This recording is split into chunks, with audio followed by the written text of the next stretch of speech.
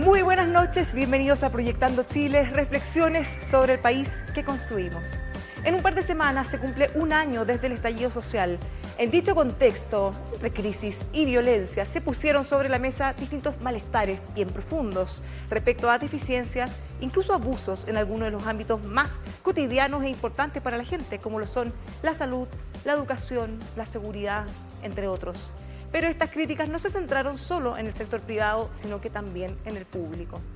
Pese a que el Estado ha aumentado, pese también a que el gasto público ha aumentado sostenidamente durante las últimas décadas, pareciera que en términos de cobertura y calidad, los servicios públicos no están a la altura de las expectativas de la gente. Esta noche abordaremos los desafíos del Estado en estas materias. ¿Cómo podríamos tener reformas o qué tipo de reformas podrían generar un cambio que se note realmente? ¿Cómo influye el Estado subsidiario o el principio de subsidiariedad en la forma en cómo se abordan todos estos problemas?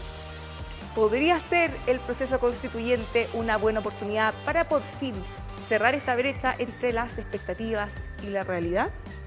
Estas preguntas buscaremos responder esta noche en Proyectando Chile. Hoy, subsidiario, social, ninguno establecido, el Estado que Chile necesita. Muy buenas noches y bienvenidos.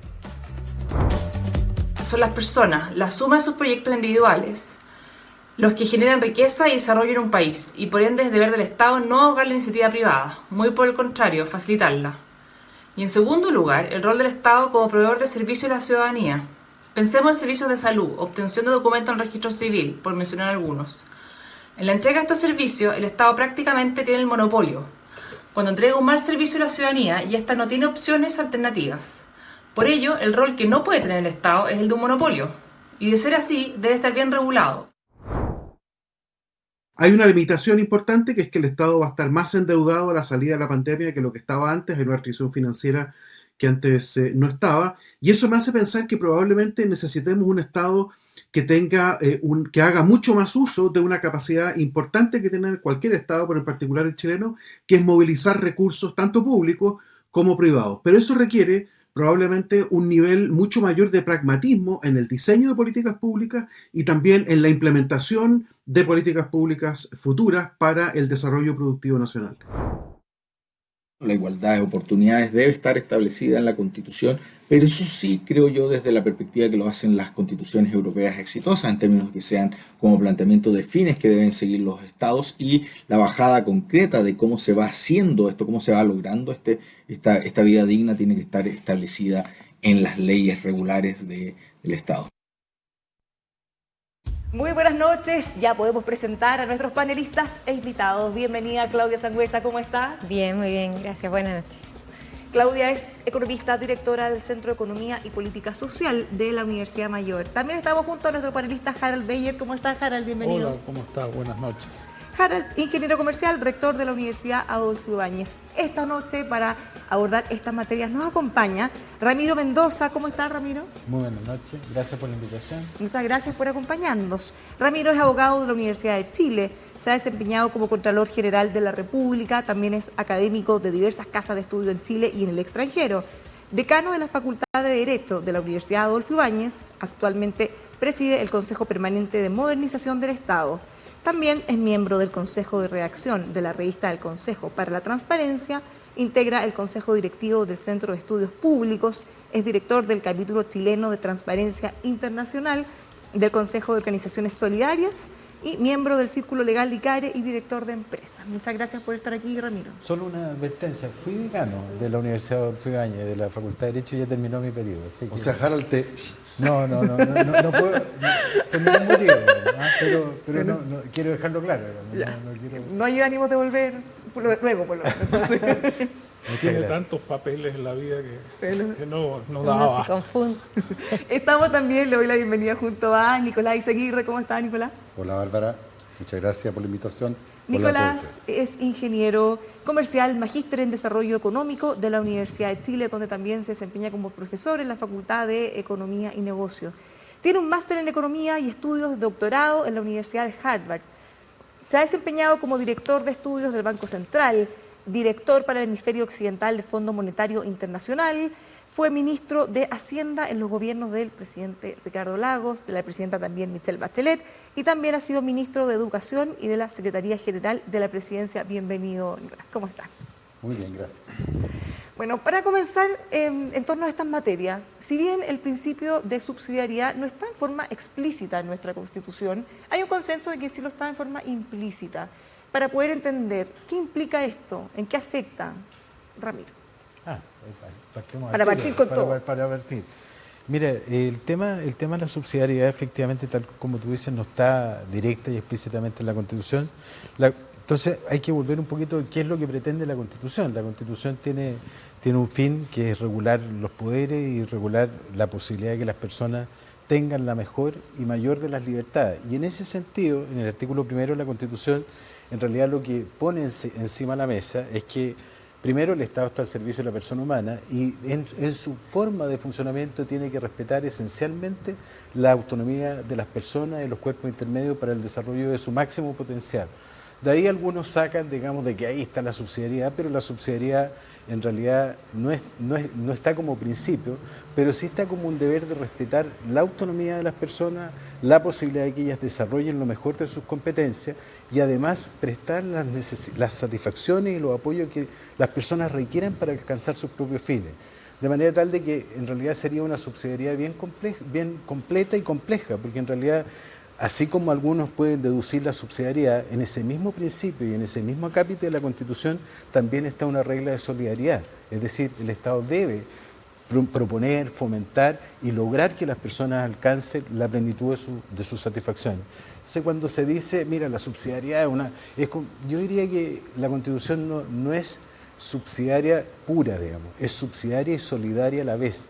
Y por eso que durante todos estos años, todas las políticas públicas que se hacen en Chile son o pretenden de una u otra manera generar ese apoyo, ese impulso que precisamente le brinde a las personas lo mejor de sus posibilidades. Seguramente lo que está detrás es que el Estado no está funcionando muy bien y en realidad si tenemos un pato cojo en el funcionamiento de esa subsidiariedad, tenemos un problema de largo plazo en cómo abordar esa pregunta o esa inquietud que tú hacías al principio. ¿Qué Estado necesitamos? ¿Cuáles son los problemas que tiene el Estado hoy día? Nicolás, ¿puede ser subsidiario y solidario a la vez? ¿O lo está haciendo por lo menos en nuestro país? Mira, los nombres no son lo más clave, sino que las funciones y la prerrogativa. Yo siento que esta discusión ha sido tan polarizada y tan ideologizada que a veces la gente se confunde. Hay que ver que el Estado y el mercado, Bárbara, se desarrollaron en la historia de la humanidad al mismo tiempo. No existiría mercado si no hubiera Estado. Porque para que exista mercado, o sea, para que cuando tú vendes algo, te paguen y el que compra efectivamente reciba tiene que haber un Estado que tiene el monopolio de la fuerza que haga la obligación de los derechos de propiedad. De lo contrario, esto sería la ley de la selva y el robo generalizado. O sea, históricamente, el mercado y el Estado han sido siempre complementarios. Esta antinomia es producto, ¿cierto?, de una discusión mucho más ideológica que práctica.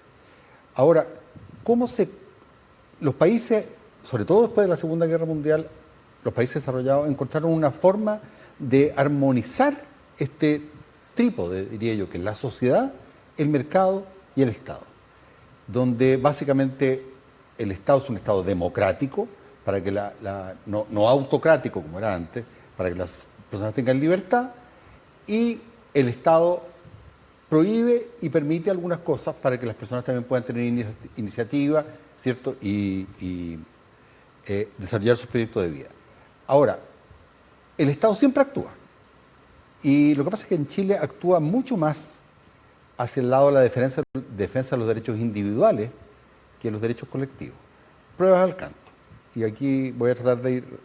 Si tú miras las cifras de la OCDE, tú verás que en lo que se llama el gasto colectivo, esto de Fuerzas Armadas, seguridad, tribunales de justicia, que están muy, muy dirigidos hacia la propiedad individual de las personas, de su vida, de su seguridad y de su propiedad.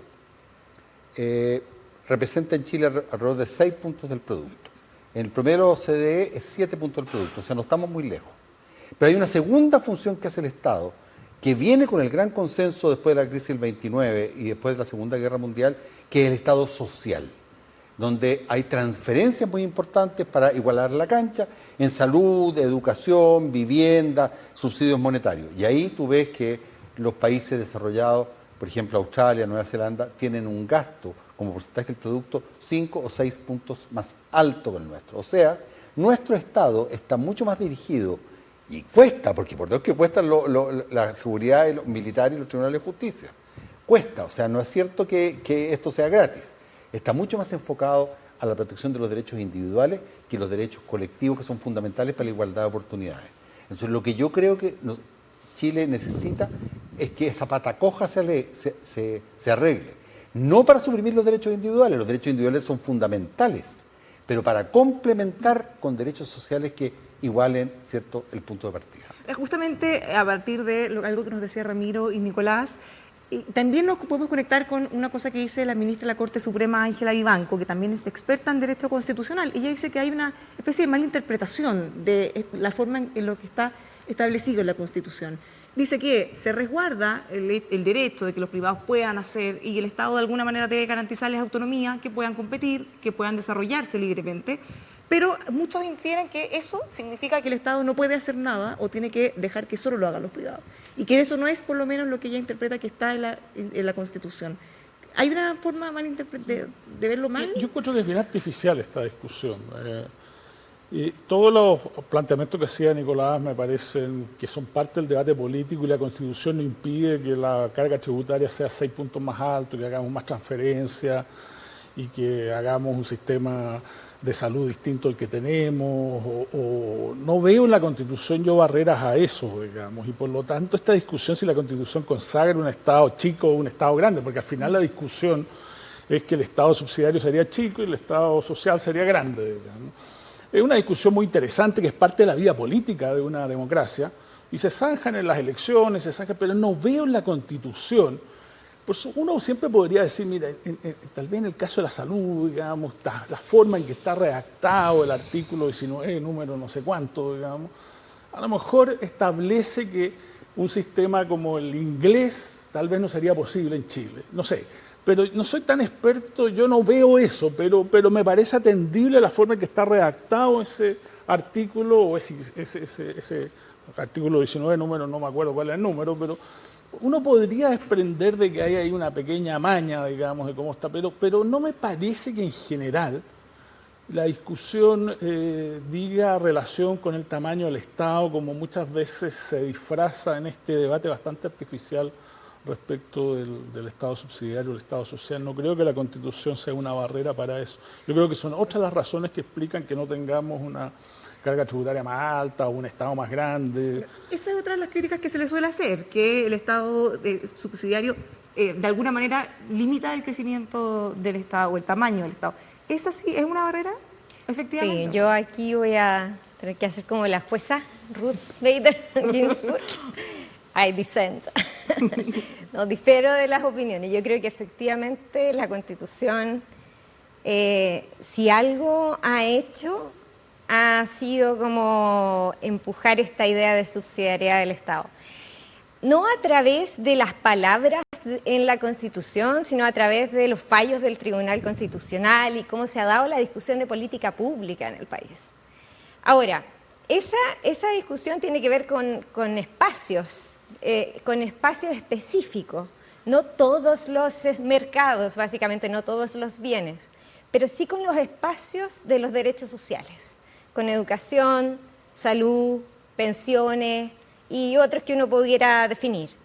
Y la idea detrás es que básicamente es el mercado vía la demanda o la autonomía de las personas el que va a asignar y distribuir los bienes, como educación, como salud, como pensiones, con una participación muy alta del sector privado en todos esos ámbitos, y el Estado va a subsidiar de manera focalizada al que no participe bien, ¿sí?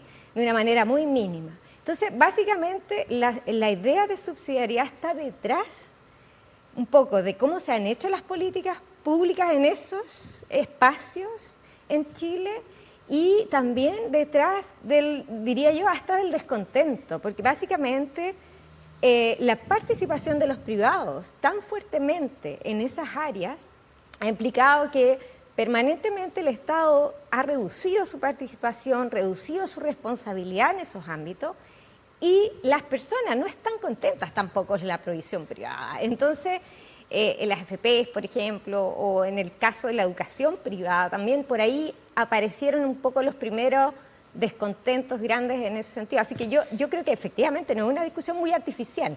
Está detrás de eso y está un poco también detrás de las demandas por un Estado más garante de esos derechos. Pero yo quiero aquí hacer un punto, porque ella dijo cómo se han hecho las políticas públicas. Eso está en el terreno de la política, no en el terreno de la Constitución. Claro, Por lo tanto, hay una gran diferencia. Claro. La Constitución no fija formas de hacer las políticas públicas. No debería. Pero es que no lo hace. Ahora, yo reconozco, yo mismo reconozco que hay algunos artículos que tal vez como están redactados puedan llevar a este tipo de... Pero es interesante que tú digas las políticas públicas, porque eso pertenece al terreno de la democracia, pertenece al terreno de la deliberación, y efectivamente tal vez han sido políticas, y no sé, pues en educación tenemos una proporción privada de provisión, una alta financiamiento privado, pero eso no me parece que sea el resultado de la Constitución. Entonces, ahí es donde entramos en el terreno del debate, creo yo, y por eso que creo que esta discusión es bien artificial respecto al Estado subsidiario y el Estado Mira, tú y yo, Harald, somos, perdona, somos ingenieros comerciales, te voy a ir al mismo Claudia también. Sí, pero La minoría Sí, soy yo yo. también. él estaba replicando a Harald, por eso no mencioné a la Claudia. Y yo debo confesar que yo fui cuántos años ministro de Hacienda, que durante los 80 y los 90 y los 2000, que la economía crecía tanto, a uno no le parecía que la Constitución fuera un factor limitante. Pero conforme se comenzaron a tratar de hacer reformas más profundas, me encantaría que fuera cierto lo que dices tú, Harald, porque en ese caso tendríamos que discutir de régimen político y otras cosas, pero no de los elementos, no es así. Pero respecto a lo que dice Pero Harald, te voy a argumentar, porque yo como ministro llevé 4 leyes que me las dieron vuelta en el Tribunal Constitucional. Y es exactamente lo que dice la Claudia. O sea, cuando tratamos de hacer el Fondo de Compensación de Riesgos en las ISAPRES, lo que significaba que las personas tenían que sacar una parte de la cotización individual para evitar que el que tenía más carga de enfermedad pagara menos que el que tenía menos carga de enfermedad y por tanto que las ISAPRES descremaran a las personas, el Tribunal Constitucional dijo no, hay propiedad individual de la cotización. Cuando hicimos la ley de inclusión, empatamos, pero el voto que en ese momento era de 5 consejeros decía, usted no le puede, la libertad de enseñanza, la libertad de elección de las personas, libertades individuales, no puede exigirle al colegio particular subvencionado que no haga selección y que no lucre. No puede, porque eso viola la libertad de enseñanza y la libertad de las personas. Te puedo seguir. Para que tú, Harald, que piensas... Pero Nicolás, se acabó el lucro y se acabó la selección. Entonces, no hubo una barrera claramente, constitucional. y si tú escuchas la grabación, fue un empate 5-5. En ese momento el presidente era favorable a nuestra visión, por tanto, se aprobó. Pero a renglón seguido, conforme terminó ese presidente, vino la ley de gratuidad en educación superior. Y el Tribunal Constitucional le echó para atrás, porque dijo que por la libertad de elección y por la libertad de enseñanza, el Estado no tenía ningún derecho a financiar de modo distinto una universidad pública con una universidad privada. O sea, ahí tienes claro, te voy a seguir. Tú me dices que sería un problema de carga tributaria, porque siempre dicen que esto es un problema de políticas públicas y no constitucional. Bueno, yo te voy a decir que en Chile se rechazó por parte del Tribunal Constitucional el levantar el secreto bancario para efectos de impuestos internos, cosa que tienen todos los países desarrollados, se llama Third Party Reporting y es esencial para eliminar la ilusión y la evasión. Se rechazó por falta al debido proceso la posibilidad de que girar impuestos cuando se ve maniobras abusivas o elusivas, en circunstancias que todos los países desarrollados tienen en el Servicio de Impuestos Internos la posibilidad de girar los impuestos y solo de apelación ante un tribunal. Todo esto es Constitución. La Constitución, siempre que hay un choque entre el derecho público y el derecho privado, favorece el derecho privado. A diferencia de Alemania, ya vamos a entrar, que parte diciendo, Alemania es un Estado social, democrático, de derecho. Y la propiedad y su uso y su goce tiene que ser compatible con el bien común. Por tanto, una ley que pretende ser general prevalece por sobre la apelación de un privado. Pero tú sabes, Nicolás, que tú fuiste, y no quiero atrapar la conversación, tú fuiste con un financiamiento por estudiante. Y por eso se dijo que el financiamiento por estudiante no podía ser discriminatorio. De hecho, tú tienes financiamientos que son basales y que son discriminatorios. Prefieren a otras instituciones y nadie ha dicho que eso no se puede hacer, digamos. Entonces, ojalá tuviera razón, Harold, pero no es así. Yo también lo viví en la educación pública. Yo sé que tú fuiste, pero tú llevaste leyes para el status quo, yo traté de cambiar las cosas. No crea. El que me topé con la barrera fui yo, no tú. Pues. En estas dos posturas tenemos las trabas que podrían estar en la Constitución, otro dice que tiene que ver con la política y con las políticas públicas. Ramiro, ¿en cuál de los lados en este caso coincidimos? Bueno, siempre apoyo a mi rector, digamos. ¿No? Pero si ya no es rector. Claro, no es rector, digamos, sí, pero soy profesor aún, sí. Mira, yo creo que efectivamente hay un tema en lo que dice relación con el control de constitucionalidad, pero también yo no lo veo como una diferencia entre el derecho público versus el derecho privado.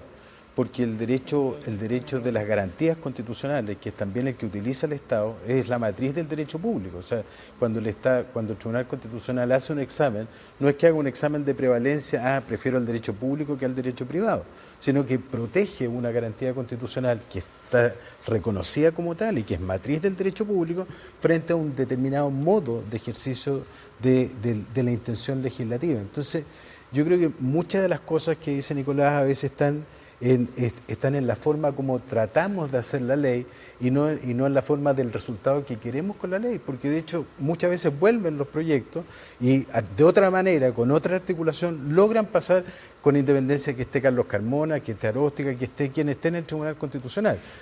Ahora esa es una definición bien compleja y bien grave, porque en realidad ese mecanismo necesita un control también que es extraparlamentario, que el que hace el Tribunal Constitucional, porque esa definición de política en cuanto va a agravar o agraviar derechos fundamentales necesita un examen. Entonces no lo veo que sea matricial.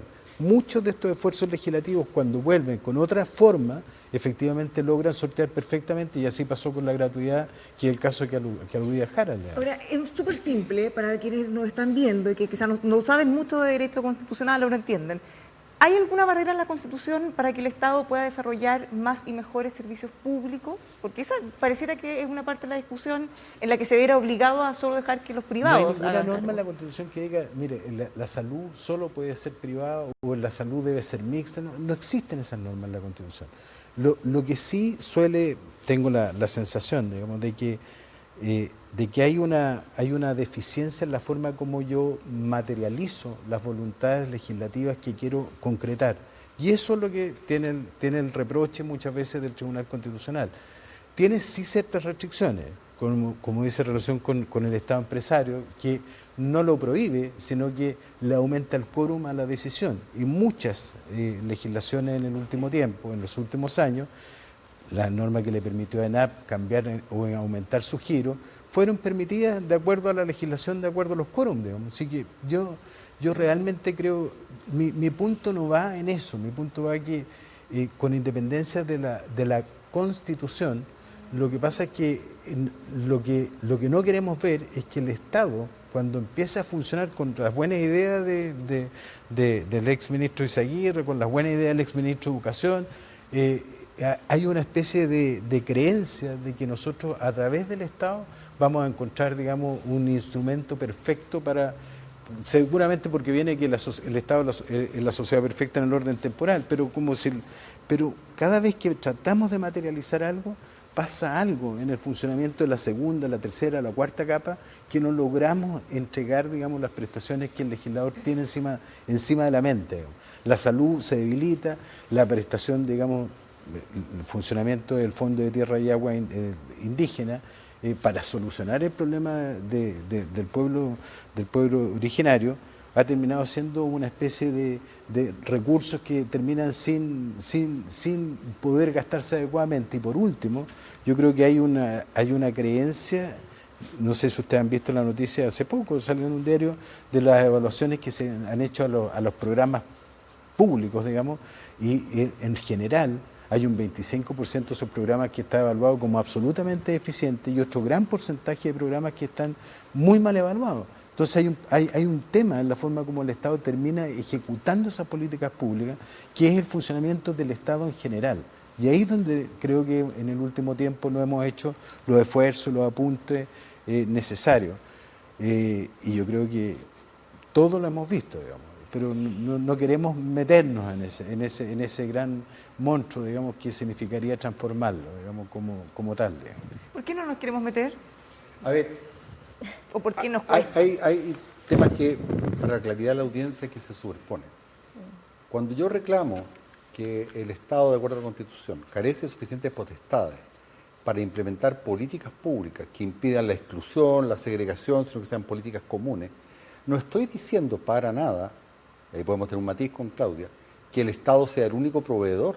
De hecho, Alemania, por ejemplo, concede que es un Estado social de derechos, pero hay derechos individuales, absolutamente. Por tanto, la libertad de enseñanza yo creo que es muy importante, la libertad de prensa creo que es muy importante, pero cuando el ejercicio de esa libertad individual se tensiona con una política pública que pretende ser general, la política pública es lo que prevalece. Así funciona Alemania, así funciona Inglaterra después de Beveridge, así funciona Estados Unidos después de Roosevelt. No funciona así en Chile. Chile es un caso extraño. Ahora, todos vamos a estar de acuerdo acá en esta mesa respecto de que el Estado se pueda anquilosar y por tanto los programas públicos pueden dejar de ser eficientes y que necesitamos estarlos renovando toda la vida, igual que una empresa. Y ocurre que es muy difícil hacerlo, muchas veces por las mismas propias fuerzas de los funcionarios públicos que se resisten a los cambios. Ahora, yo te digo que en esto de que se puede cortar grasa, como dicen siempre, cuidado. Yo fui mucho tiempo ministro de Hacienda, aquí termino. Encontré muchos programas malos, pero nunca un programa que fuera destinado a una necesidad que no existía. Estaba muy mal formulado y por tanto no satisfacía. O sea, lo que había que hacer era reemplazarlo por otro mejor, no cancelarlo. Algo parecido de lo que nos ha estado mencionando Nicolás nos dijo Bettina Horst. Ella es directora de Políticas Públicas del Instituto Libertad y Desarrollo, también consejera del Sistema de Alta Dirección Pública. Veamos lo que nos dijo. Respecto del rol del Estado se centraba básicamente en si éste debiera ser subsidiario o solidario, poniendo ambos adjetivos como excluyentes, pero a mi modo de ver no lo son. El rol que debe tener el Estado es aquel que permita generar las condiciones para que las personas puedan desarrollar sus proyectos de vida y concretar sus sueños. Y para ello quiero mencionar dos aspectos que considero relevantes. En primer lugar, son las personas, la suma de sus proyectos individuales, los que generan riqueza y desarrollo en un país, y por ende es deber del Estado no ahogar la iniciativa privada, muy por el contrario, facilitarla. Y en segundo lugar, el rol del Estado como proveedor de servicios a la ciudadanía. Pensemos en servicios de salud, obtención de documentos en registro civil, por mencionar algunos. En la entrega de estos servicios, el Estado prácticamente tiene el monopolio, cuando entrega un mal servicio a la ciudadanía y ésta no tiene opciones alternativas. Por ello, el rol que no puede tener el Estado es el de un monopolio.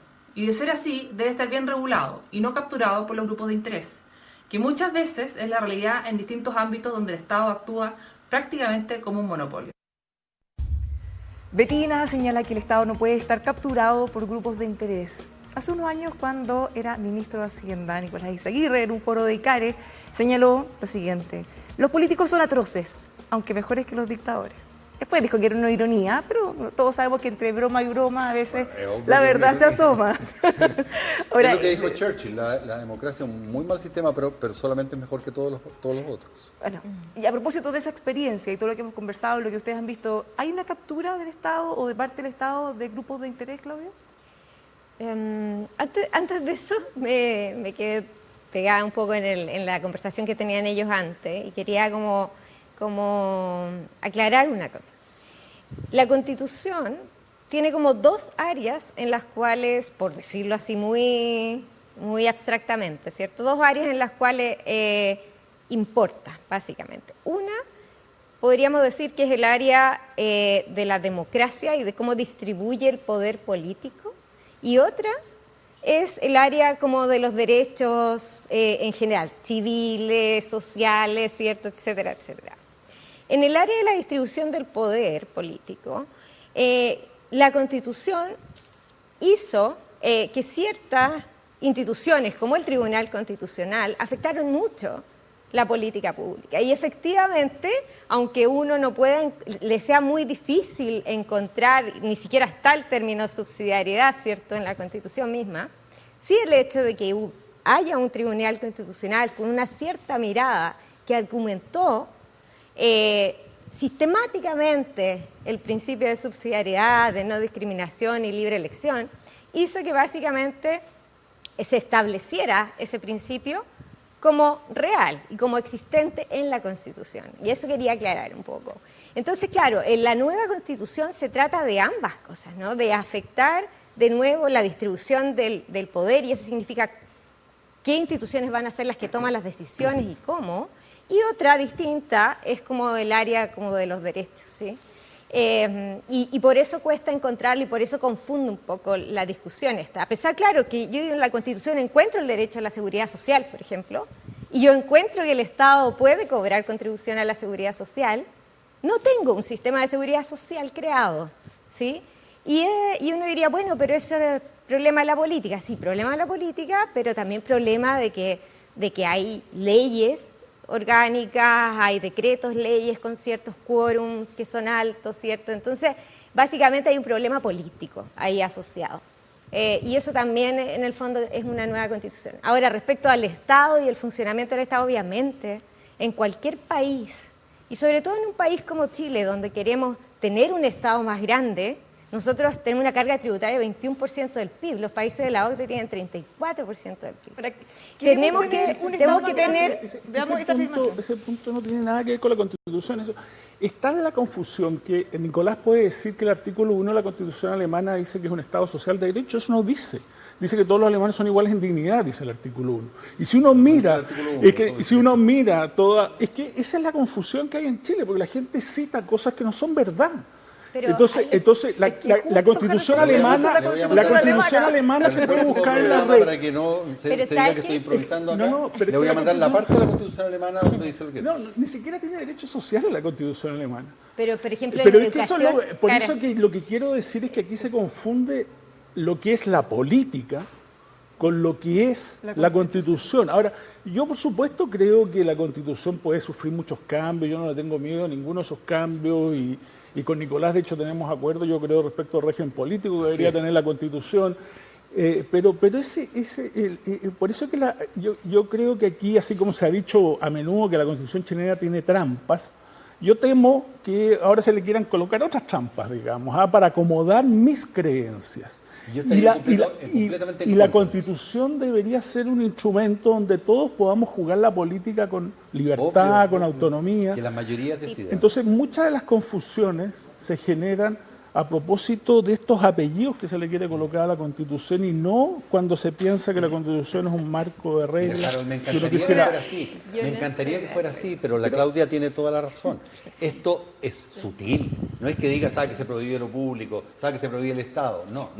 Pero está lleno de pequeñas enhebras. El Tribunal Constitucional, los quórum, la tutela de los derechos privados y falta de tutela de derechos sociales, que al final del día, cuando tú eres ministro y tratas de llevar leyes que son de propiedad común, te tomas con el Tribunal Constitucional. Claro, pero a mí lo que me confunde es que de repente se dice hay países que tienen 34% y pareciera que la Constitución nos impide tener 34% carga tributaria. Perdón, ¿Cómo puedes subir la carga tributaria cuando la ilusión anda a la orden del día? Bueno, pero es que esa es otra discusión, pero no tiene que ver con la Constitución, pues ese es el punto. ¿Cómo que no? O sea, ¿tú crees que los países de la OCDE tienen reporte de tercera parte y el Servicio de Impuestos Internos puede conocer las cuentas bancarias por casualidad? Hay países donde se puede conocer y en otros no, digamos, hay distintos, dependiendo cómo esté es un acuerdo en este momento de los países desarrollados. Pero no todos los países nosotros lo llevamos en la nueva ley de banco y fue rechazado por el Tribunal Constitucional. Igual yo quería aclarar un poco que, porque te confundí con 2134 y yo estaba respondiendo justamente a la pregunta original, que era si necesitamos mejorar la función del Estado. Y yo dije, en la medida en que nos movemos hacia allá, sí tenemos que mejorar, tenemos que tener un Estado más eficiente y todo. No dije que eso era muestra del Estado subsidiario, ¿no? Pero también quería aclarar, por ejemplo, en tema de educación, La Constitución alemana, por ejemplo, si tú lees el articulado de educación, el Estado es el principal proveedor de educación. Pueden haber, dicen, instituciones privadas que provean educación, sin embargo, el Estado decide si es atendible eso y el principio bajo el cual el Estado puede aprobar eso es que no segregue el sistema educativo. Eso dice la Constitución alemana respecto al sistema de educación. En Chile, en la Constitución, lo que pasa es que no está solo en la Constitución, está la Ley Orgánica Constitucional. Y en la Ley Orgánica Constitucional dice que las personas tienen libertad de elegir. Y libertad de enseñanza. Y es que la libertad de enseñanza no es tan problemática. Claro, sí. El problema es la libertad de elegir, en el sentido de que cuando pones eso en la Ley Orgánica Constitucional, que sí tiene quórums de Ley Orgánica Constitucional, entonces no está en la Constitución, pero como que estuviera, tú automáticamente tienes un sistema ahí donde tienes obligación de financiar la participación privada de la misma forma que financian los colegios estatales. Se ha segregado el sistema educativo y el Estado no puede evitar eso. Entonces, básicamente, es súper contradictorio también lo que hay en la Constitución alemana en educación de lo que hay hoy día en la Constitución chilena. La Constitución alemana efectivamente en educación no es tan abierta, pero si uno pero tiene que ir con la tradición alemana, donde la educación privada nunca ha sido importante. Pero si vas a Holanda, donde la educación privada sí ha sido importante como en Chile, las disposiciones de la Constitución holandesa son mucho más resguardadoras de esta libertad de elección que en la Constitución alemana. Bélgica, efectivamente, a nivel Entonces secundario. esto depende mucho de la tradición. Aquí en Chile existe subvención a la educación desde fines del siglo XIX. Tú no vas a encontrar en ninguna parte de Europa, en ninguna parte, ni siquiera en Estados Unidos. Por ejemplo, Berkeley tiene mucho subsidio estatal, Stanford no tiene. Stanford es mucho más caro que Berkeley, porque Berkeley es estatal, Stanford es privada. Acá, y no me digan los fondos basales, porque también amenazaron con llevar al Tribunal Constitucional. Tú no puedes financiar distinto una universidad pública que una privada. No puedes financiar distinto a un colegio particular subvencionado de un colegio municipal que ahora va a pasar al sector público. O sea, esto está tejido para que no podamos hacer una política pública, como muy bien dice Claudia, que evite la segregación. Yo no quiero que el Estado se ponga a producir martillos. Yo creo que eso tiene que ser completamente el sector privado, la producción de bienes y servicios. Pero aquellas cosas que empoderan a las personas para desarrollar sus proyectos de vida tienen que ser comunes, como ya lo señalaban los griegos. Y en Chile tenemos la educación, la salud y tantos otros servicios sociales, los más segregados entre los países de un cierto nivel de desarrollo hacia arriba. Mira, pero es que no tiene que, de nuevo, Francia, según los datos de la OCDE que tú conoces bien, por lo que está citando constantemente la OCDE, muestran que es tan segregado como Chile y es un sistema totalmente público. ¿Segregado en qué sentido? A ver, los datos de la OCDE dicen qué proporción de la varianza es explicada por razones socioeconómicas entre los establecimientos, es la misma que Chile. Y esa es la típica medida Entonces la pregunta es, ¿qué es lo que, ¿por qué?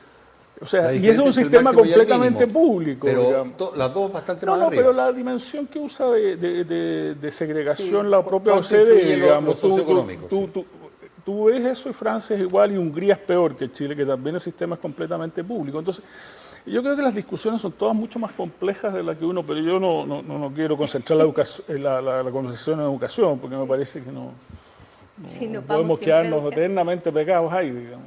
Ahora, es bien complejo lo que están dando porque si miramos todos los ejemplos de países exitosos, todos tienen sistemas distintos. O sea, no es evidente que haya una fórmula mejor que otra. Vamos a tener que buscar la nuestra propia. Sí, Ramiro. No, estoy completamente de acuerdo, sí, pero creo, mire, el otro día leí una entrevista en la Der Spiegel que le hicieron a Michael Sandel, que es un filósofo de Harvard. Decía que en realidad la culpa de lo que le había pasado a los americanos no era de los demócratas, era de los demócratas y los republicanos en la elección de Trump. Y era esencialmente por la falta de humildad. Entonces yo creo que aquí nos pasa un poquito lo mismo, digamos. Somos poco humildes para ver somos muy buenos para buscar ejemplos comparados, digamos, pero somos bien poco humildes para tratar de encontrar cuál es nuestro camino, digamos. Yo creo que aquí ha habido un esfuerzo importante de todos los gobiernos en tratar de, con las diferencias que efectivamente pueden existir desde el punto de vista, pero si uno lo mira en el largo plazo, el esfuerzo de la educación pública. Yo soy heredero de educación pública, en colegio público, de básica, colegio público de media y universidad estatal, digamos, así que no hay nada que tenga más olor que da público que yo, digamos. Entonces, y de verdad creo que hay un tremendo deterioro, y yo vuelvo a lo mismo, por la mala calidad de la prestación pública desde el punto de vista de los pilares fundamentales. El estatuto docente. El estatuto docente fue una torta tras torta de privilegio para algún grupo de profesores que no podían ser ni siquiera evaluados, digamos. Y eso efectivamente produce... Pero tú estás hablando de la prehistoria, pues si yo cuando era ministro de Educación pasé una cosa que se llama carrera docente, donde están todos los profesores, en particular con apoyo transversal de la izquierda y la derecha, y por tanto hoy día no existe eso, para nada. Pero existe aún esa tremenda negativa a ser evaluado y a perfeccionarse de una manera diferente. No puede avanzar en la carrera docente. Bueno, pero ahí tienes el resultado.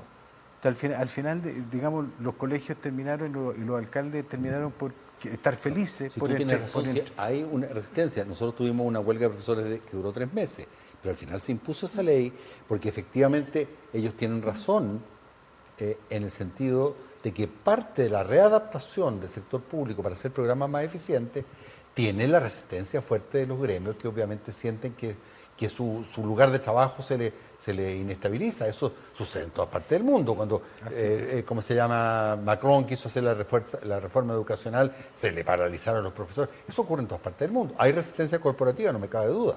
Pero al final del día, no es un problema de resistencia corporativa el por qué nosotros tenemos una educación privada de peor calidad, pública de peor calidad que la privada. Simplemente vean el gasto por estudiante.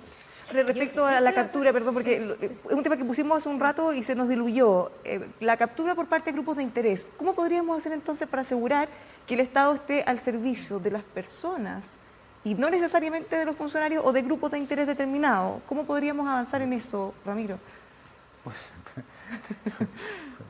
bueno, yo creo que es un tema muy difícil. En todos los últimos programas siempre ha estado el estatuto del empleado público presente, digamos, como un fenómeno que hay que abordar, y de una u otra manera terminamos, digamos, por hacer algunos acomodos desde el punto de vista de la remuneración, pero no desde el punto de vista, digamos, del tratamiento de la función pública como tal. Yo creo que hay muchas cosas que son incidentales en ella. Yo creo que hay un variopinto mundo complejo donde intervienen dictámenes de Contraloría, donde intervienen sentencias del Tribunal Constitucional, donde interviene también la Cuarta Sala de la Corte Suprema. Entonces hoy día tenemos un mundo de funcionarios públicos que son honorarios que ya no pueden desvincularse, contratas que ya no pueden sacarse siendo transitorios, y plantas que desde luego tratan nunca de llenarse, digamos, porque en realidad al servicio público le conviene más la contrata que la planta. Y además una petrificación lineal, porque los funcionarios no son funcionarios del Estado, sino que son funcionarios del servicio, entonces no tienen movilidad tampoco horizontal. Todo eso y una playa de estatutos del mundo militar, del mundo civil, el servicio, los médicos por el otro lado, o sea, tú tienes miles y yo creo que eso hay que abordarlo. Hay que abordarlo a través de mirar la movilidad, mirar lo que significa la aplicación del Código del Trabajo a los funcionarios públicos. Hoy día el funcionario público acude a la tutela del Código del Trabajo por los efectos de obtener una indemnización que no tiene de acuerdo a la ley. La huelga, todos dicen que la Constitución efectivamente se prohíbe la huelga de los empleados públicos, pero no hay nada más evidente para una persona que cuando están en huelga los funcionarios públicos. Entonces, ese volver a meter la basura debajo de la alfombra y como que aquí no pasa nada, yo creo que nos pasa un poco la cuenta. Digamos. Yo creo que... Ramiro mencionó varias cosas clave que deberíamos analizar. Por un lado, tenemos en el caso de los salarios. Dicen, bueno, en general, en promedio, los salarios en el sector público tienden a ser más altos que en el sector privado. Cuando se hacen evaluaciones, muchas veces la gente se sorprende, la opinión pública, porque todos tienen un 100% de evaluación positiva, siendo que la calidad del servicio no pareciera estar a la altura de esas expectativas.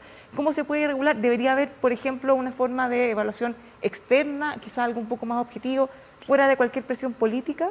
¿Podría eso ayudar a que mejoraran, por ejemplo, la calidad de los servicios? Mire, si no cabe duda que los funcionarios públicos tienen poder de lobby y tienen capacidad de atajar modernizaciones del Estado. Nosotros teníamos los famosos PMG, que era justamente para que mejoraran las remuneraciones, y al final si tú no le ponías un 7 a todos, tenía huelga en el servicio. Entonces, van capturando para justamente que mejore el colectivo, pero no se pueda diferenciar los mejores de los menos mejores, digamos. Eso es una realidad y sin duda alguna que hay que avanzar en eso. Ahora, curiosamente, la gente tiende a solidarizar con los funcionarios públicos cuando se van a huelga, tiende a solidarizar con los profesores, porque siente que todos son víctimas del mismo abuso, que es un maltrato en general al trabajador, o sea, al no poderoso por parte del poderoso. Esa es la realidad en que vivimos. Yo traté de luchar contra esas cosas y traté de modernizar el sector público, pero me encontraba con que el sentido común de la calle, bueno, ellos son unos más de los abusados. Muchas veces no era así y los abusadores podían ser ellos. Y si en la práctica eso ocurre y las huelgas siguen existiendo pese a que no se puedan, ¿no sería quizá mejor regularlo de alguna manera? Hay dos problemas, de nuevo, al interior de este subtema, que es uno de muchos temas. Sí. Hay dos problemas, yo creo que distintos. Uno es el desempeño de los funcionarios públicos y de los servicios. Si uno evalúa, por ejemplo, este informe Desiguales que citamos la semana pasada, hay una proporción grande de los grupos medios y vulnerables se quejan de malos tratos. Y cuando uno les pregunta de dónde vienen los malos tratos, la primera mención es la calle y la segunda es el Estado o los funcionarios públicos. Entonces no hay una tradición en el Estado chileno de tener al ciudadano al centro. Y yo creo que ir generando eso requiere repensar cómo los servicios se organizan, requiere repensar cómo se pagan los incentivos, requiere repensar cómo, porque hoy día además el 34% de los funcionarios públicos son de planta, el resto está a contrata crecientemente, digamos, se está abandonando el horario. Todo eso es un gran tema, creo yo, de cómo, y uno ha visto en otros países, en otras experiencias, que eso ha cambiado radicalmente la forma en que se organiza el Estado, cómo están los incentivos. Nosotros creo que estamos muy atrás, en parte porque hay captura de los partidos políticos en esta dimensión, creo yo. Y hay un segundo tema, cuando uno mira el gasto público, el 80% es permanente, está asociado a leyes, y hay un 20% que son distintos programas que se aprueban en el presupuesto público. Y esos programas son del orden de, dependiendo, los programas sociales son 322, digamos, si uno le suma a otros programas llega como un número de 500. 687. No, pero es que esos son algunos permanentes, esos que están en esa evaluación son permanentes, de leyes. Y cuando uno mira eso, ahí hay también mucha captura de ONGs, de grupos de interés, digamos. Yo no digo que no se tengan que hacer esos programas. Pero no necesariamente están bien hechos, y las evaluaciones que ha hecho la DIPRES desde el año 97 muestran de que más o menos 6 de cada 10 están muy mal evaluados. Vamos a profundizar en esto, pero es que les quiero invitar a ver las palabras de Guillermo Larraín, que él fue superintendente de Valores y Seguros, también de AFP, presidente del Estado, de Banco Estado, perdón. Les quiero invitar a ver qué nos dijo al respecto, porque también él ve algunas trabas para enfrentar los desafíos que vienen. Quiero partir por un planteamiento, que es que el crecimiento futuro de Chile tiene que ser distinto del crecimiento que hemos tenido antes. Tiene que ser un crecimiento más inclusivo en muchas dimensiones, en particular la dimensión regional. Tenemos que generar condiciones para que las regiones se puedan desarrollar más y mejor. Tenemos que diversificar nuestra matriz exportadora. Tenemos que generar condiciones para que esa matriz exportadora tenga mucho más encadenamientos productivos dentro de la economía y por lo tanto permita un crecimiento mucho más amplio. Hay una limitación importante, que es que el Estado va a estar más endeudado a la salida de la pandemia que lo que estaba antes. Hay una restricción financiera que antes no estaba, y eso me hace pensar que probablemente necesitemos un Estado que tenga que haga mucho más uso de una capacidad importante que tiene cualquier Estado, pero en particular el chileno, que es movilizar recursos tanto públicos como privados. Pero eso requiere probablemente un nivel mucho mayor de pragmatismo en el diseño de políticas públicas y también en la implementación de políticas públicas futuras para el desarrollo productivo nacional. La pregunta entonces es si a nivel de la Constitución ustedes ven que hay limitaciones que surgen en particular de esa aplicación muy particular que se hace en Chile del principio de subsidiariedad, que pueda impedir, dificultar o atrasar el rol del Estado en materia de esta movilización de recursos, y qué se podría hacer para corregir esa situación. Guillermo Larraín nos planteaba justamente, ¿será un impedimento para poder desarrollarse más? ¿Qué pasa con el Estado empresario, por ejemplo, con este principio de subsidiariedad, Claudia? A ver, yo diría que en ese aspecto, que es el otro aspecto de la subsidiariedad, ¿cierto? No el del derechos sociales, sino que el productivo, básicamente. Hay, diría yo, quizás menos trabas constitucionales que en lo otro. Sin embargo, el Estado no ha tenido una actitud, por decirlo así, de Estado empresario.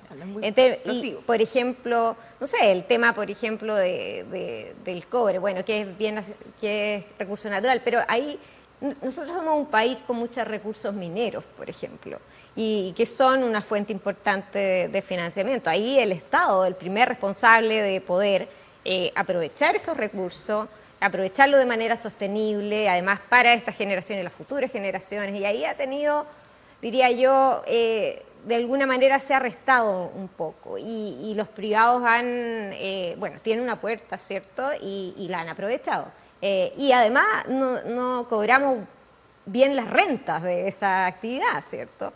Al ser un país minero, también esos recursos son parte del territorio, básicamente deberían ser esas rentas, digamos, capturadas por el Estado. Yo creo que ahí ha faltado más iniciativa, creo yo, pero también tiene que ver con lo subjetivo, ¿cierto? Acerca del privilegio que se le ha dado un poco a los privados de participar. Y lo último, quería agregar, digamos, algo a esto del Estado, Yo creo que igual en Chile nosotros hemos avanzado un poco en el sentido de tenemos esta alta dirección pública, ¿cierto?, donde se eligen a ciertas autoridades, y yo creo que eso es bueno, pero a veces es poco, a veces se termina como que tuviera límites eso. Yo creo que debería ser más dominante, o sea, la mayor cantidad de las personas que trabajan en el Estado deberían ser personas que no tiene que ver un poco con los gobiernos, sino que están ahí disponibles para servir en el fondo a otros. Y ahí es un poco independiente del partido, del color. Por supuesto que cada nuevo gobierno puede traer un grupo core, digamos, más cercano, con lo cual implementar sus políticas, ¿cierto? Pero la mayor parte del Estado son personas y también reflejan, a propósito del maltrato, reflejan la sociedad en la que vivimos también. Y también reflejan cómo nosotros hemos introducido este Estado que básicamente muchas políticas sociales atiende al más pobre, ¿cierto? Y no son derechos sociales universales donde tengo que atender como a toda la población y le tengo que exigir un trato igualitario independiente de donde viva, ¿cierto? De quién sea, de cómo luzca. Yo creo que ahí tenemos que avanzar como sociedad, más que como el Estado mismo, ¿sí? A propósito de lo que dice Claudia, la primera encuesta realizada por el Servicio Civil, una de las cosas interesantes que salen es que los funcionarios públicos declaran ellos mismos en cerca de un tercio haber llegado al servicio público por pitutos o contactos políticos. Y eso de alguna manera también puede marcar si es que hay o no una presencia muy fuerte de los partidos políticos en las organizaciones o los organismos públicos. ¿Cómo es eso? ¿Y cómo puede influir? Bueno, yo creo que aquí está el núcleo del asunto en esta materia, porque a mí me gustaría que hubiese concursos públicos para todos los cargos públicos. Pero a propósito de lo que decía Claudia, el 81% de los directores de hospitales en los últimos gobiernos se cambiaron todos, tanto en el gobierno actual como en el gobierno anterior de la presidenta Bachelet. Es raro eso. Es raro. Y son alta dirección. Claro, son alta dirección, Sí, pero no duran porque no son de confianza de la coalición política. Está lleno de ese tipo de cosas. Entonces uno dice, bueno, ¿cómo los hospitales públicos van a funcionar si estos directores están sometidos a una rotación muy alta? Entonces, ahora yo creo que así como criticamos el funcionamiento del Estado, también tenemos que criticar el funcionamiento del sector privado. Yo creo que hay menos competencia de la que uno desearía. Hemos construido una institucionalidad hoy día que es más robusta. Hay también captura de algunas cosas. A mí me parece, por ejemplo, bastante insólito que no hayamos podido licitar las cuotas de pesca, una parte por lo menos de ellas, importante, cada cierto tiempo. Entonces también tenemos instituciones que en general son más débiles de las que quisiéramos. Y yo creo que la crítica que hay a las instituciones en Chile generalizada tiene que ver con el mal desempeño de esas instituciones, y este yo creo que es un desafío a propósito de todos estos temas que estamos conversando, creo que está muy interrelacionado con eso. Ahora, pensando en el Yo estoy Estado muy de acuerdo con empresario. Harold en lo que acaba de decir. Yo creo que el inverso del nivel de desarrollo de un país es el nivel de captura que tiene el Estado, ya sea por los empresarios o sea por los sindicatos. ¿Y dónde estamos Porque la nosotros? inmensa mayoría de las personas no son ni empresarios ni sindicatos, son personas que quieren, ¿cierto?, desarrollar su proyecto de vida. Y tenemos captura de los dos lados, eso es efectivo. Por tanto, yo creo que a mí me encantaría que no hubiera que cambiar la Constitución y que lo hiciéramos todo en políticas públicas, pero desgraciadamente me he convencido que no es así. Por algo la hicieron, por algo Jaime Guzmán se gastó los años que se gastó haciendo la Constitución. Pero creo que podemos arribar a una Constitución completamente, digamos, aceptable para todo el mundo. No quiero una Constitución ideológica, estatista, para nada, ni quiero una Constitución neoliberal como la actual. Pero una vez que tengamos esa regla del juego, yo creo que nos podemos poner de acuerdo. Ahora, para lograr la viabilidad política, tiene que ser, por así decir, pasando y pasando. Vamos metiéndole mano a los programas públicos, vamos metiendo mano a la captura de los programas públicos y vamos metiendo mano a las exenciones tributarias y vamos metiendo mano a la captura, ¿cierto?, del Estado por parte también de los empresarios, pesca, etcétera, etcétera. Así Chile va a poder ir avanzando, pero para eso falta un poco todavía. Ahora, a propósito del Estado empresario, si, para poder saber en momentos de cambio, si es que nos gustaría que el Estado tuviera un rol más activo o no, podríamos mirar en las experiencias que quizás han sido tímidas, como decía Claudia, pero en lo que sí ha jugado un rol, ¿cómo lo ha hecho? ¿Lo ha hecho bien? ¿Ha sido eficiente? ¿Es mejor o peor que los privados? Nicolás. Mira, mal de mucho consuelo de tontos, dicen, pero a mí me tocó durante 5 años dirigir las Américas en el Fondo Monetario Internacional, donde tenía 34 países y los visité todos y cada uno. Y cosas como la alta dirección pública, por todos los problemas que tenga, que tenemos en Chile, tú no la vas a encontrar en ninguna otra parte. O sea, hemos avanzado más en limitar un poco esta captura. Pero todavía existe mucho. ¿Qué es lo que yo creería deberíamos hacer? En eso podríamos estar todos de acuerdo. Y lo dijo Claudio. Yo creo que los servicios públicos, el Servicio de Impuesto Interno, el Servicio de Aduana, la Seremía, etcétera, etcétera, ¿cómo se llama? No la Seremía, el Sename, que son donde está la mayoría de los funcionarios públicos, deberían ser completamente profesionales y completamente inamovibles por el gobierno de turno. Y el gobierno de turno debería llevar a sus staff a hacer políticas, a los ministerios, a diseñar políticas, porque tiene una cierta concepción de mundo. Pero los servicios de pe a pa deberían continuar, tal como en Inglaterra, como en otras partes. Habría que revisar la cantidad de cargos que debiera nombrar cada gobierno, por ejemplo. Y si nos comparamos con Oye, otros pero países. para no esquivar tu pregunta al Estado empresario, porque yo creo que es interesante esa discusión, porque Chile tiene importantes empresas estatales, pero da la impresión, y todos somos testigos de que el Estado le retira todas sus utilidades, digamos, y no le deja siempre reinvertir, a veces la capitaliza.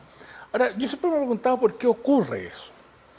Yo sospecho que los ministros de Hacienda piensan de que es mejor tener la plata a su disposición porque hay tantas alternativas de programas que financiar y es tan riesgoso invertir en estas empresas que prefieren no hacerlo, digamos. Yo supongo. Entonces la pregunta es ¿qué estatuto? Yo no tengo una respuesta, pero ¿qué estatuto debieran tener las empresas públicas para poder invertir más, para poder desarrollar? Pero al mismo tiempo los ciudadanos no quieren correr el riesgo, digamos, porque es muy riesgoso. Imagínate el escándalo si Codelco invierte en alguna parte y le va mal. O en APO, qué sé yo. No hay gobierno que resista eso. Entonces es bien complejo desde el punto de vista de cómo se sanciona eso políticamente. Sí, yo creo que tienes toda la razón, Harold, pero hay un tema que cuando uno habla del Estado empresario, la media, las personas tienden a ver las empresas públicas, digamos. Entonces, que en realidad son 20 empresas públicas. Son las portuarias, que son 10, las militares, que son 3, digamos, la bancaria, que es el Banco del Estado, y las mineras, que son otras 3, digamos. Pero en realidad el Estado empresario es bastante más que las empresas públicas, digamos, porque detrás de la empresa pública están las sociedades del Estado. El metro es una sociedad del Estado, hay muchas sociedades del Estado y hay otras coligadas o derivadas de la empresa.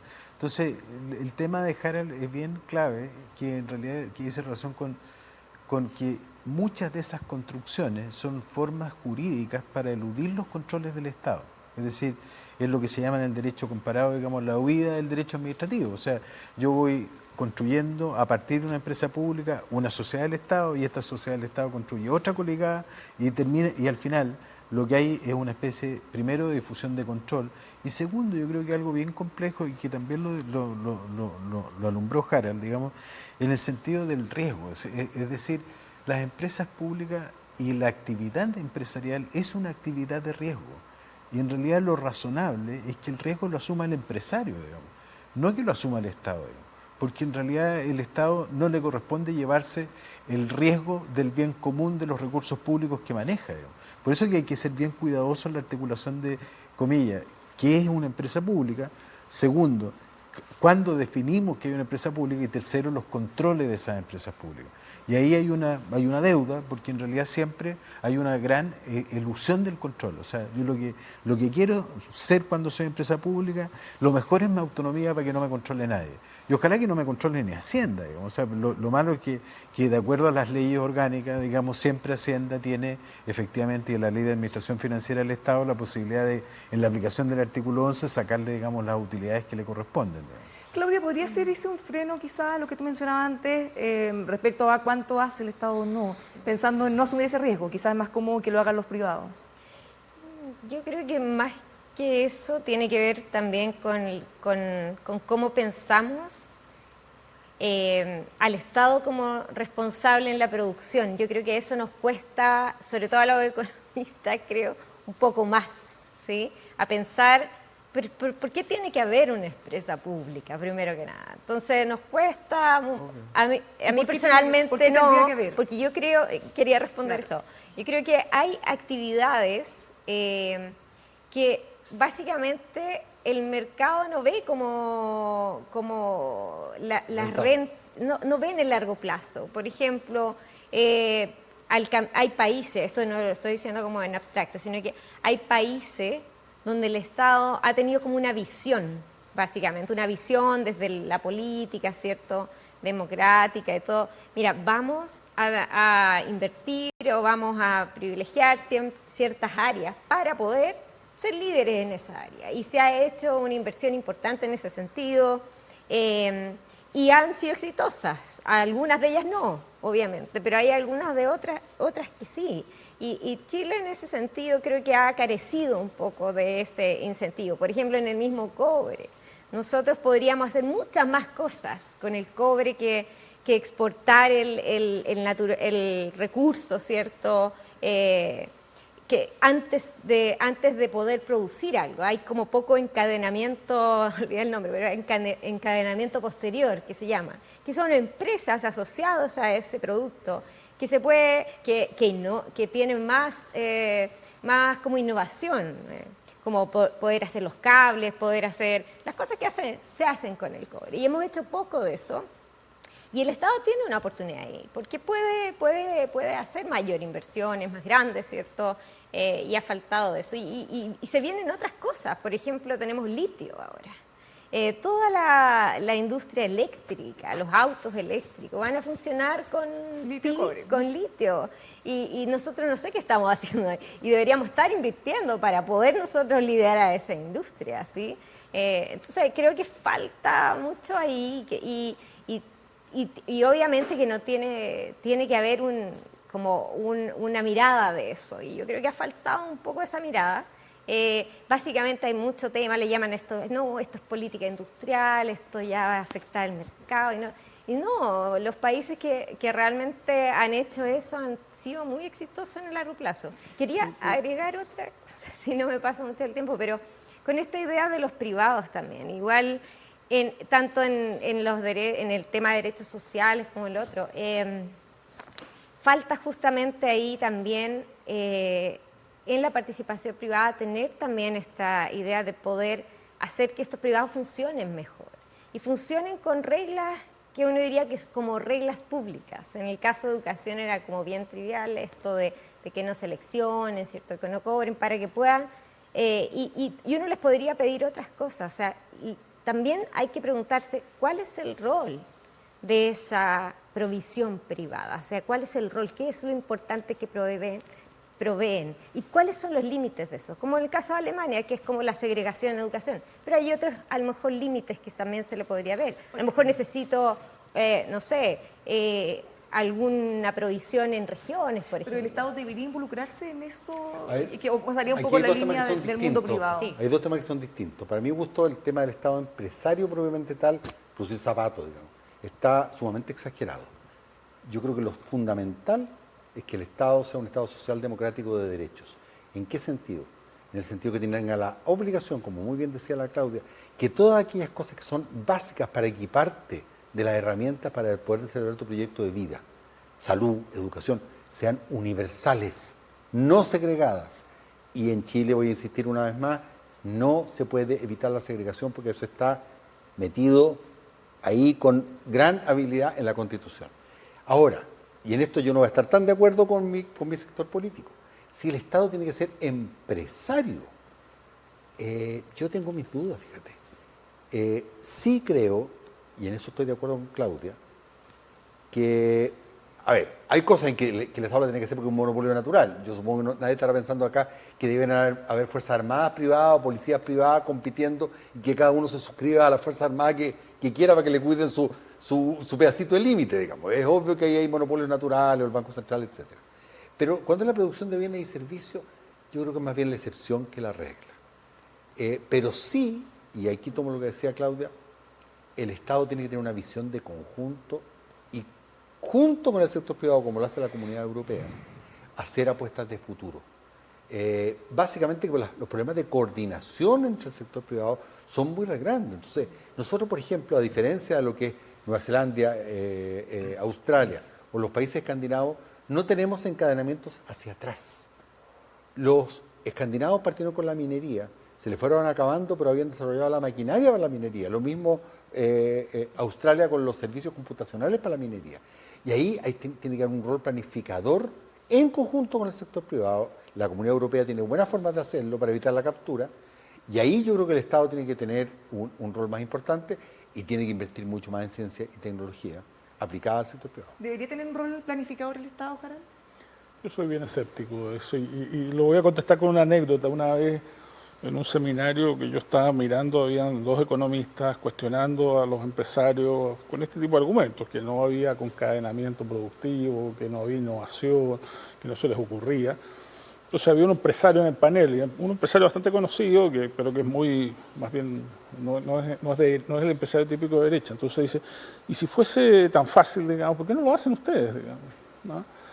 Porque yo creo que aquí hay unas complejidades y yo soy un convencido de que las complejidades, ¿por qué no hemos dado una vuelta más grande en esto? Tiene que ver con la falta de capital humano. Yo creo que nuestro capital humano, y se ve en todas las pruebas internacionales, es mucho más modesto de lo que nosotros creemos. Nuestros mejores profesionales tienen desempeños en esas pruebas OECD que miden habilidades del siglo XXI, que son equivalentes. Ahora la mencionaste tú, la OECD. Que son equivalentes o inferiores a lo que tiene un obrero alemán o un obrero francés. Eso creo que es tremendamente complicado para pasar a una nueva etapa de desarrollo. Yo siempre he pensado que más que falta de esta planificación, y creo que hay buenas evidencias para sostener esto, es que no tenemos capital humano suficiente para dar ese paso. Eso explica en parte por qué las brechas salariales son tan grandes en Chile, digamos, porque el capital humano escaso que hay es muy premiado por...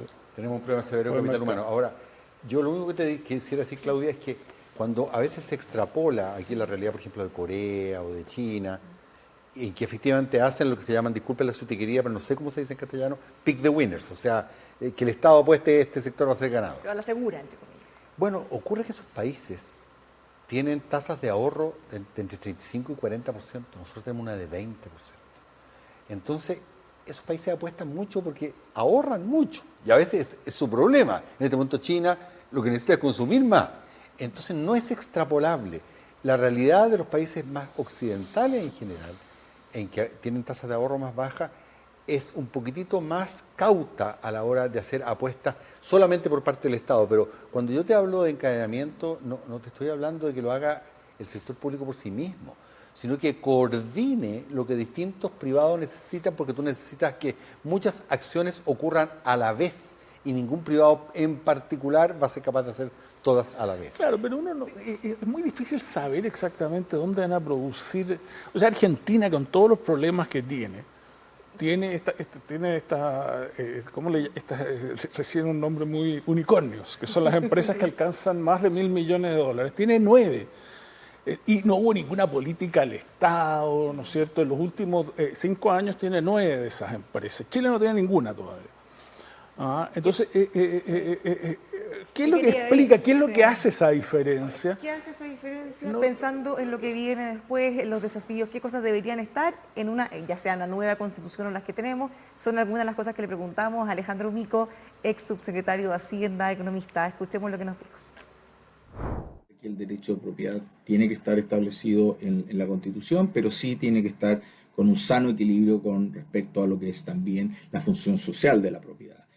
También debemos tener que la Constitución nos dé garantías de respecto a las condiciones de vida digna de las personas. El acceso a la salud, el acceso a la educación, la igualdad de oportunidades debe estar establecida en la Constitución, pero eso sí creo yo desde la perspectiva que lo hacen las constituciones europeas exitosas, en términos que sean como planteamiento de fines que deben seguir los estados y la bajada concreta de cómo se va haciendo esto, cómo se va logrando esta vida digna tiene que estar establecida en las leyes regulares del Estado. Por otro lado, debemos tener que el Estado debe tener la capacidad de regular el actuar de los privados en los mercados. Esto es clave para buscar de que la acción de los privados esté conducida al bien común. El tema de la capacidad regulatoria es importante y si es que es importante que tenga la posibilidad o no de hacer actividades concretas, creo que la experiencia nos dice que hay actividades en las cuales los privados no entran, por lo tanto ahí el Estado obviamente tiene una función que hacer. Quizás por último el tema del medio ambiente, cuidar el medio ambiente lo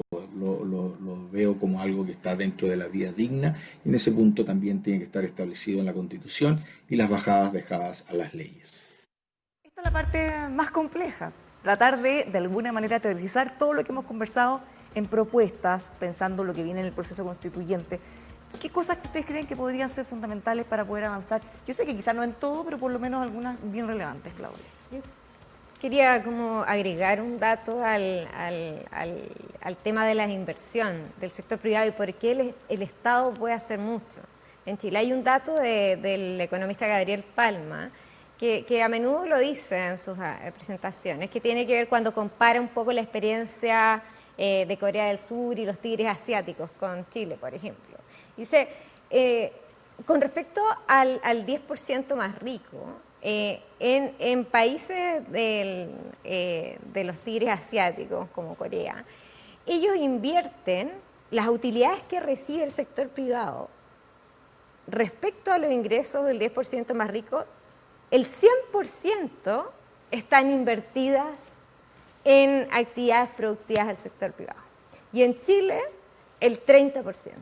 Entonces, en el fondo lo que dice es que mucho de las utilidades que genera el sector privado no se invierten en nuevas actividades, en actividades productivas. Entonces, hay una debilidad, de hecho, en el sector privado en Chile, que puede ser que tenga que ver con este tema del capital humano. Sin embargo, ahí también falta Estado, en el sentido de que, por ejemplo, en Alemania, el sector de la educación técnica está muy vinculado al sector productivo para que puedan efectivamente alimentar con buenos profesionales técnicos las actividades productivas del sector privado y del sector estatal. Entonces, ahí también tiene que haber más Estado en términos de poder vincular los distintos sectores para poder apostar a hacer mejor inversión. Ramiro, ¿coinciden que esto es un problema y que cómo lo podríamos abordar? No, estaba escuchando a Claudia, no entendí bien si la obligación era reinvertir el 30%, eso ahí me perdí. No, el sector privado invierte poco en Chile.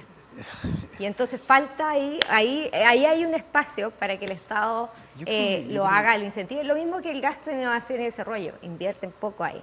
Y entonces ahí hay de nuevo un espacio y que puede ocupar el Estado emprendedor, empresario, como creo que hay una diferencia, pero ahí el Estado puede hacer mucho que no está haciendo básicamente el sector privado por alguna razón.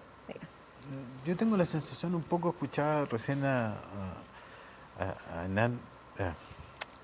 Nicolás, Y sabes que hay mucho esfuerzo estatal en generar innovación con los privados, digamos. O sea, yo creo que Corfo tiene ahí, hay un semillero hoy día con la introducción del nuevo Ministerio de Ciencia, digamos, y la Gerencia de Desarrollo Productivo, de Innovación. O sea, yo no creo que Chile esté en una especie de páramo, digamos, desde el punto de vista de la colaboración, la innovación y la vinculación con los privados. Yo lo que creo que la falta de capacidad de articulación que tenemos, que no sé si, tomando lo que dice Harald, digamos, desde el punto de vista de las capacidades profesionales, pero parece que una capacidad profesional de la que carecemos en lo público y en lo privado es la capacidad de coordinarnos bien, digamos. Entonces yo creo que aquí hay un problema bien matriz desde el punto de vista de la coordinación en lo público y más aún entre lo público y lo privado para hacer proyectos que no necesariamente sean empresariales, sino que sean proyectos colectivos, interesantes. De hecho, la nueva ley del Ministerio de Ciencia permite que efectivamente sean socios desde el punto de vista de la creación innovativa cuando ha habido fondos estatales, digamos, en la creación de la innovación, digamos. Pero a mí me cuesta creer que con estos bueyes que tenemos, digamos, vamos a arrastrar esta carreta, digamos. O sea, y ahí yo creo que cuando dice Harald la capacidad profesional, yo creo que tenemos efectivamente un déficit tremendo de capacidad profesional, digamos. Yo tengo la sensación de que no podemos salir de este atolladero sin mejorar la capacidad, sin buscar mejores incentivos y sin buscar este músculo de la coordinación de una mejor calidad, digamos. Y estamos bien complicados, yo creo, en Chile en eso y no lo hemos querido ver, digamos. Y creemos que vamos a poder avisorarlo desde arriba y vamos a poder estructurarlo y no lo vamos a poder estructurar, digamos. Ahora, teniendo la situación que tenemos, teniendo el capital humano que tenemos, ¿cómo entonces podríamos abordarlo? No, pero volviendo un poco a lo que decía Alejandro Mico, yo creo que a ver, si uno mira las constituciones que por lo menos me motivan a mí o de los países que me motivan a mí, uno ve, Finlandia es una constitución que tiene un poco lo que él dice, que tiene ciertos derechos sociales a los que se aspire y se establece que la ley va a definir qué son. Porque es muy difícil establecer la Constitución así como el derecho a no sé, por la libertad de expresión es un derecho absoluto, claro, y uno sabe claramente cuándo hay libertad de expresión y cuándo no, digamos. Si uno trata de establecer lo mismo para los derechos sociales es bien complejo y por lo tanto esa Constitución, y me parece que lo que quiso decir Alejandro, tiene básicamente aspiraciones y deja la forma en que esto se va a concretar la ley. Y las constituciones de varios de los otros países no tienen nada sobre esto. Y entienden de que esto es parte de la política, digamos. No ponen al mismo nivel que los derechos fundamentales, estos derechos sociales, y los llevan a la práctica a través del proceso político, a través de las elecciones, a través de un proceso deliberativo. Esa es como mi inclinación natural, digamos. Esta cosa latinoamericana, escribir todas las leyes y que eso va a dar resultados, digamos, a mí me parece que toda la Constitución, Sí, escrito toda la Constitución, digamos. Yo creo que eso no muestra, no me atrevería a decir que empíricamente eso se pueda sostener, digamos. Pero volviendo justamente a uno de los temas que motiva el programa, el principio de subsidiariedad y eventualmente una nueva constitución o la que modifiquemos, ¿deberíamos tener un principio establecido implícita o explícitamente o quizá ninguno y que quede de alguna manera más yo creo que la esto es un gigantesco malentendido. Yo creo que debe ser un Estado social democrático de derecho y que el uso y goce de la propiedad debe ser compatible con el bien común. O sea que el Estado debe tener capacidad de hacer políticas transversales que garanticen la igualdad de oportunidades. Yo creo que eso es lo absolutamente central. Y para eso obviamente tiene que tener los recursos, no para gastárselo en burocracia. Pero tú comprendes que cuando un niño de un colegio particular, de un colegio público, recibe 100.000 pesos por niño al mes y la colegiatura de un colegio privado cuesta 400, mira, si tú miras la historia de Chile y la comparas con la de los escandinavos o Australia y Nueva Zelanda y vas mirando en distintos tiempos de la historia a mismo nivel de ingreso per cápita, la cobertura escolar, los rendimientos escolares en Chile eran paupérrimos al lado de los otros, porque son sociedades mucho más igualitarias. Entonces, si no podemos igualar a la llegada, por lo menos igualemos a la partida. Si eso es lo que a la gente la tiene, porque la gente no tolera el que saben que si crecen Ahora, Pero entonces, ¿cómo se concreta eso? ¿cómo se concreta? Porque quizá cuando usted habló de los patines, ¿se refería a esto o cómo lo nivelamos de alguna manera? ¿Hacia arriba o hacia abajo? ¿Dónde está social de derecho? Mira, hay una cosa que se llama la media aritmética. Tú puedes nivelar solamente en un cierto nivel. Nivelar para arriba o nivelar para abajo es pura ideología y tontera. Así que la media es la media. Lo que yo creo es que todos tienen que tener las mismas oportunidades, lo más altas posible. Yo a los niños no les pondría patines, les pondría alas para volar. Pero para eso no tienes que dejar a algunos dejados a la mano de Dios, como era lo que ocurría en Chile. Y ahí el resultado por barrio es demasiado revelador. Ahora, ¿qué otra cosa necesitas cambiar en la Constitución? Necesitas cambiar los quórum, porque evidentemente tiene que haber quórum simple y calificado, pero no estos tremendos supraquórum. Y necesitas cambiar el Tribunal Constitucional, si el Tribunal Constitucional es una tercera cámara.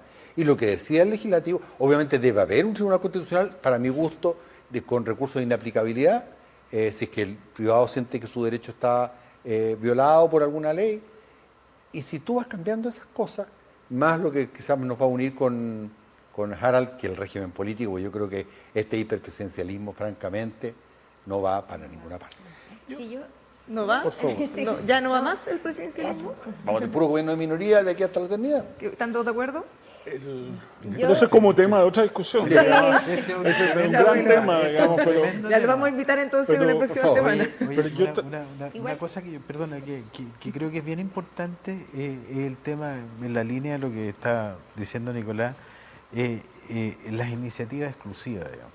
Y a propósito de lo que también se ha dicho acá, yo creo que Harald no se equivocó cuando dijo muchas leyes, digamos, porque efectivamente hoy día tenemos 120 leyes al año, digamos, más o menos, o sea, algunos periodos 110, este año pandémico seguramente vamos a tener menos, digamos, pero la iniciativa exclusiva le importa, y yo creo que aquí hay un principio de trascendencia de la ley, le entregan a los parlamentarios desde el punto de vista de la moción y a la ley como un concepto, el hecho de regular el día de la payaya o el día del emboque, digamos.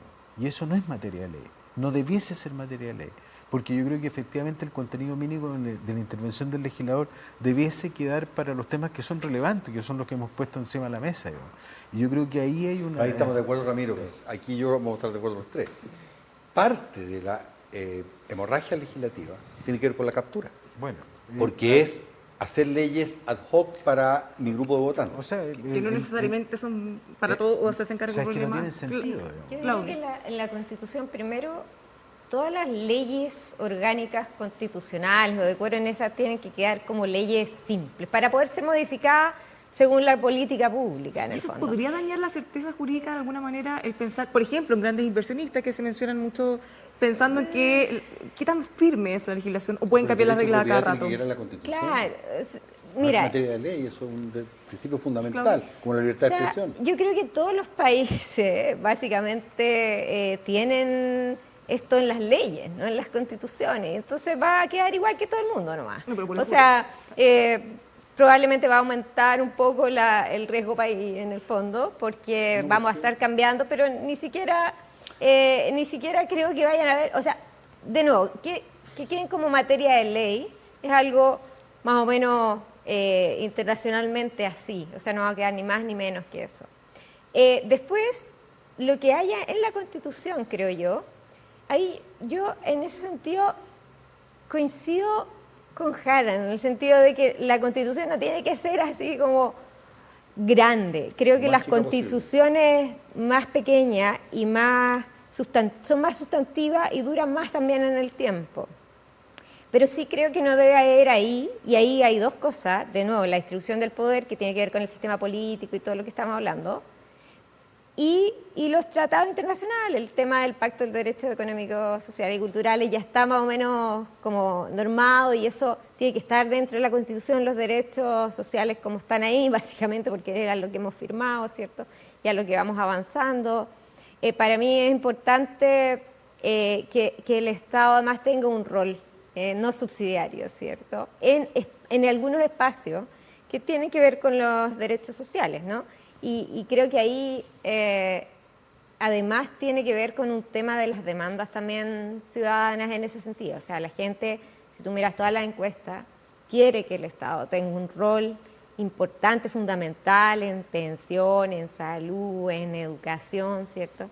Y eso al menos tiene que quedar como posible, básicamente, de ser hecho bajo las leyes. No necesariamente la Constitución, pero sí tiene que la Constitución permitirlo de alguna forma. Para eso están las campañas políticas, eso se resuelve en las elecciones, creo Programa yo. de gobierno. Yo creo que esto de estar buscándole apellidos y poniendo cositas y en la Constitución, creo que es el camino equivocado. Ahora, yo estoy de acuerdo con que tal vez no deberíamos tener estas leyes orgánicas constitucionales, deberían ser solamente de mayoría simple. Yo no tengo ningún problema con eso, digamos. Si eso se siente que es tramposo, bueno, es una posibilidad de acuerdo, pero pensar de que en la Constitución, poniéndole apellidos, poniéndole una serie de derechos sociales, vamos a lograr resolver estas demandas ciudadanas, yo creo que es un gran error y va a generar expectativas que no se corresponden, pero que además creo yo que le hacen mal a la democracia. Si la democracia tiene que ir a buscar los votos, convencer a la gente, digamos, de que este es el mejor programa, si yo tengo una suerte de cáscara constitucional que supuestamente me valida políticamente, creo que pierde gracia toda la democracia. Los quórums son un candado ilegítimo. Eso no significa que la Constitución no tenga quórums. Pero, por ejemplo, el derecho de propiedad, para la certeza jurídica de los inversionistas. Obviamente eso va a quedar en la Constitución y va a quedar seguramente con un quórum especial. Entonces, ¿qué te ocurre? Si te hay una ley que te dice, sabe que yo le voy a quitar su casa y no le voy a pagar ni uno. Entonces esa persona va al Tribunal Constitucional, recurso de inaplicabilidad, y le tienen que pagar. Si ese es su derecho. Eso no lo tiene por qué poner en una ley con un tremendo quórum. Eso es realmente enredarlo todo. Ahora, para ir cerrando, disculpen, Ramiro, pensando también en el campo de lo concreto, usted como contralor conoce perfecto el teje-maneje. El campo de lo concreto es esencialmente lo que yo creo que lo que falta, y en la línea de lo que dice el ministro Zaguirre. Nicolás, hombre.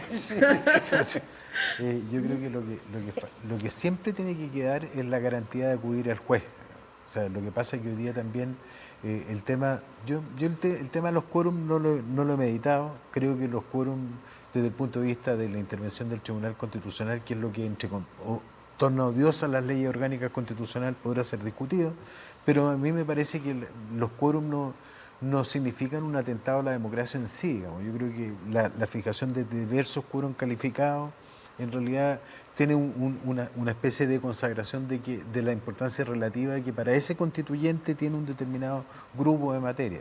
Pero sí lo que creo que debe quedar siempre claro es las reglas de protección ante el juez, digamos.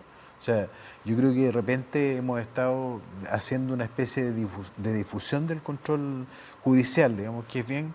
Tenemos una sola garantía, un solo instrumento, dos instrumentos que son el amparo y la protección en la Constitución, y luego hay una especie de cuadro sinóptico, un caleidoscopio de impugnaciones que son bien complejas. Yo creo que eso debiese merecer al menos una indicación consagrada, digamos, del derecho a la acción de una manera mucho más clara y medular, digamos, para que el legislador no tenga la tentación o de ocultarlo, o de violentarlo, o de suspenderlo a través de un pago previo, digamos. O sea, hay muchas acciones que para ser ejercidas necesitan pagar un porcentaje de la multa, o la multa entera para los efectos de poder impugnar.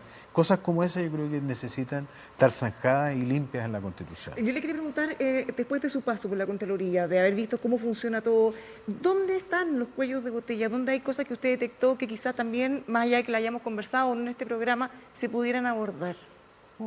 Esa es como la pregunta del millón, digamos. O sea, ¿dónde están los cuellos de botella en la administración del Estado? ¿Por dónde parto? Dices tú. Claro, ¿tenemos hasta qué hora? Digamos? Claro. No, yo tengo la sensación de que hay varios cuellos de botella, pero un cuello de botella importante es que yo creo que la labor de control que deben tener los propios órganos está disminuida precisamente por la presencia de la propia Contraloría General. Es decir, la Contraloría que se transformó, digamos, en el socio de Genaro Prieto, y en consecuencia cada órgano, cada tomador de decisión intermedio, prefiere esperar, digamos, la revisión de Contraloría antes de jugarse por la decisión administrativa. O sea, el control preventivo pasa a ser un elemento impeditivo de la marcha rápida de la administración. Y el otro cuello de botella que es bien complejo es que yo creo que hay mucha petrificación o falta de flexibilidad en las leyes, digamos. Entonces, eso hace que todo sea extraordinariamente rígido.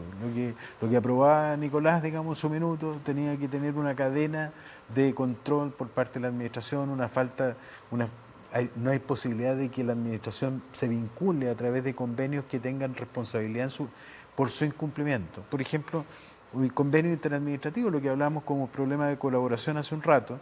Yo tengo convenios administrativos, está lleno de convenios administrativos, interadministración, pero ninguno de esos convenios acarrean consecuencias si no se cumplen. Entonces son puras cosas que andan dando vuelta y que son nefastas desde el punto de vista de la satisfacción de las necesidades. Yo creo que hay miles de temas al interior. Recién ustedes decían que el problema de las empresas públicas era que eventualmente Hacienda les quitaba la plata. El problema de las empresas públicas productivas, y hay algunas que se justifican, como decía la Claudia, yo creo que claramente Banco Estado, el cobre, etc., es que el dueño está diluido. Entonces la posibilidad de que los que trabajan ahí la capturen para sí mismos es enorme. Yo he trabajado en empresas privadas y el problema del Estado es que el presidente no puede estar encima de todo. Entonces, cada ministro, cada servicio se trata de hacer a sí mismo una especie de señor feudal, de silo.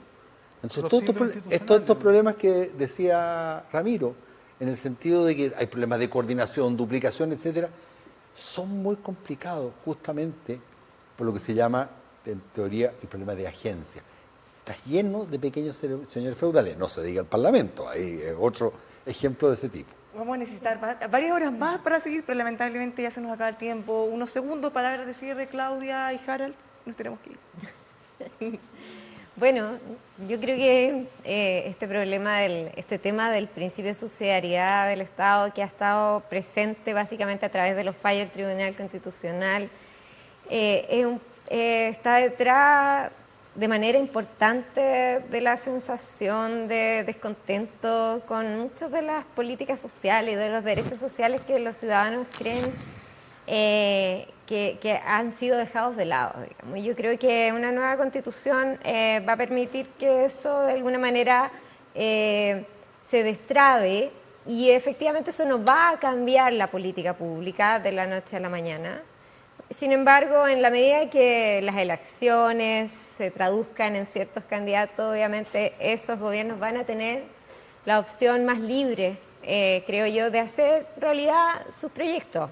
No sé, como la gratuidad en la educación, por ejemplo, o la idea de tener un sistema de salud integrado, ¿cierto?, que no discrimine, o la idea de tener una seguridad social y donde el Estado pueda realmente tener, o lo público, tener una responsabilidad mayor. Yo creo que claro, no es, y en ese sentido está bien lo que dice Harald, no hay que tener la expectativa que eso va a cambiar con la nueva Constitución, pero sí una nueva Constitución, una vez que se destrabe ese principio, va a tener la opción de que los gobiernos que vengan, si es que son de ese pensamiento, puedan hacer las cosas que piensen.